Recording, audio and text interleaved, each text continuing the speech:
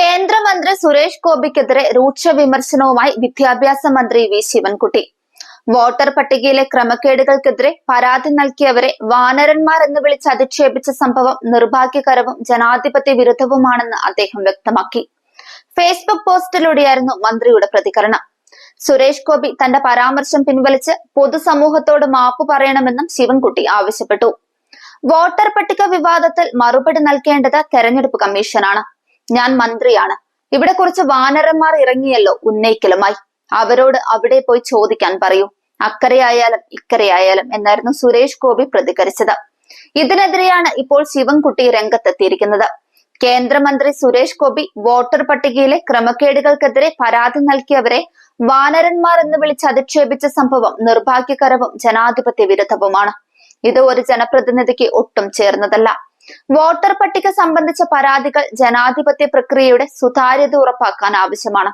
അത്തരം പരാതികൾ നൽകുന്നവരെ പരിഹസിക്കുകയും വ്യക്തിഹത്യ നടത്തുകയും ചെയ്യുന്നത് ജനാധിപത്യത്തിൽ പൗരന്മാർക്കുള്ള വിശ്വാസം ഇല്ലാതാക്കും. സുരേഷ് ഗോപി തന്റെ പരാമർശം പിൻവലിച്ച് പൊതുസമൂഹത്തോട് മാപ്പ് പറയണം. ഉത്തരവാദിത്തപ്പെട്ട സ്ഥാനത്തിരിക്കുന്നവർ മാന്യമായ ഭാഷ പ്രയോഗിക്കാൻ ശ്രദ്ധിക്കണം. രാഷ്ട്രീയപരമായ അഭിപ്രായ വ്യത്യാസങ്ങൾ ഉണ്ടെങ്കിൽ പോലും വ്യക്തിപരമായ അധിക്ഷേപങ്ങൾ ഒഴിവാക്കേണ്ടത് അത്യാവശ്യമാണെന്നായിരുന്നു മന്ത്രിയുടെ ഫേസ്ബുക്ക് പോസ്റ്റ്. ഉന്നയിച്ച വിഷയങ്ങൾക്ക് മുഖ്യ തെരഞ്ഞെടുപ്പ് കമ്മീഷൻ മറുപടി പറയും. മറുപടി പറയേണ്ടത് അവരാണ്. താൻ മന്ത്രിയാണെന്നും ആ ഉത്തരവാദിത്തമാണ് കാണിച്ചതെന്നുമാണ് സുരേഷ് ഗോപി പറഞ്ഞത്.